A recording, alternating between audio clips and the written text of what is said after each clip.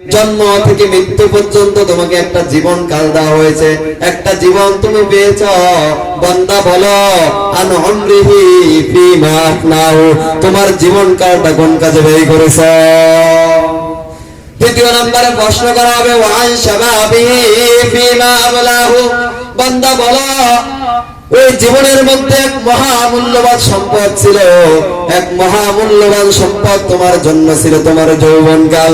One শাবাবিহি ফিমা আবলাহু, বান্দা বলো তোমার যৌবনকালটা কোন কাজে ব্যয় করেছো?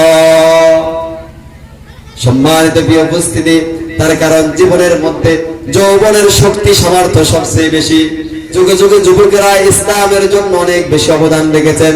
বদর, উহুদ, খন্দক বিজয় লাভ করেছে শুধুমাত্র যুবকদের অবদান সবচেয়ে বেশি ছিল। শুধু তাই নয়, আবু বকর ইসলাম গ্রহণ করেছেন, 37 বছরের যুবক ছিলেন। হযরত ওমর ইসলাম গ্রহণ করেছেন, 26 বছরের যুবক ছিলেন। যারা ইসলাম সর্বপ্রথম গ্রহণ করেছেন, ইসলামের ছায়াতলে এসেছেন, প্রায় সাহাবীরাই যুবক ছিলেন এবং তাদের দ্বারাই ইসলাম প্রতিষ্ঠিত হয়েছে। যুগে যুগে ইসলাম এই যুবকদের দ্বারাই প্রতিষ্ঠিত হয়েছে। এই জন্য আল্লাহর রাসূল সাল্লাল্লাহু আলাইহি ওয়াসাল্লাম বলেন যে হাসরের ময়দানে 7 শ্রেণীর মানুষ আল্লাহর আরশের নিচে ছায়া পাবে। তাদের মধ্যে এক শ্রেণীর মানুষ হচ্ছে যারা তাদের যৌবনকালটা আল্লাহর ইবাদতের মধ্য দিয়ে ব্যয় করেছে। সুবহানাল্লাহ। সম্মানিত হাজিরিন, এই জন্য যৌবনকালটা অত্যন্ত দামি। এই জন্য আল্লাহ সেদিন প্রশ্ন করবেন ওয়ান শাবাবিহি ফিমা আবলাহু, বান্দা বলো তোমার যৌবনকালটা কোন কাজে ব্যয় করেছো? তৃতীয় নম্বরে প্রশ্ন করা হবে ওয়ামালিহি মিন আইনা ইকতাসাবাহু, কোথায় থেকে তুমি উপার্জন করেছো?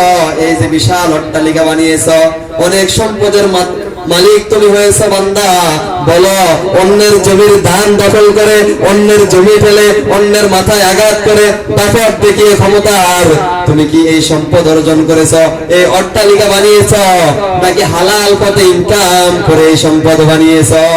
ওমালিহি মিন আইনা ইকতাসাবাহু, বান্দা বলো আজকের এই কিয়ামতের কঠিন মুসিবতের দিনে এই সম্পদ কি তুমি অন্যের মাথায় আঘাত করে বানিয়েছো নাকি হালাল পথে ইনকাম করে অর্জন করেছো? সেই প্রশ্নের জবাব কিয়ামতের ময়দানে দেওয়া লাগবে না লাগবে না? সম্মানিত প্রিয় উপস্থিতি, সম্মানিত প্রিয় হাজিরিন, চতুর্থ নম্বরে জিজ্ঞাসা করা হবে অফিমা আনফাকাহু, যে সম্পদ তুমি অর্জন করেছো, যে সম্পদের মালিক তুমি হয়েছিলে, বান্দা বলো অফিমা আনফাকাহু, সেই সম্পদ তুমি কোথায় ব্যয় করেছিলে? সেই সম্পদ কি তুমি বিড়ি সিগারেট, সেই সম্পদ কি তুমি মদ জুয়া জিনা ব্যভিচারের পথে ব্যয় করেছো, নাকি সেই সম্পদ কোরআনের মাহফিলে ব্যয় করেছো, মসজিদ মাদ্রাসায় ব্যয় করেছো, এতিমের পিছনে ব্যয় করেছো? তুমি কি হালাল পথে সম্পদগুলো ব্যয় করেছো নাকি হারামের পথে সম্পদগুলো ব্যয় করেছো?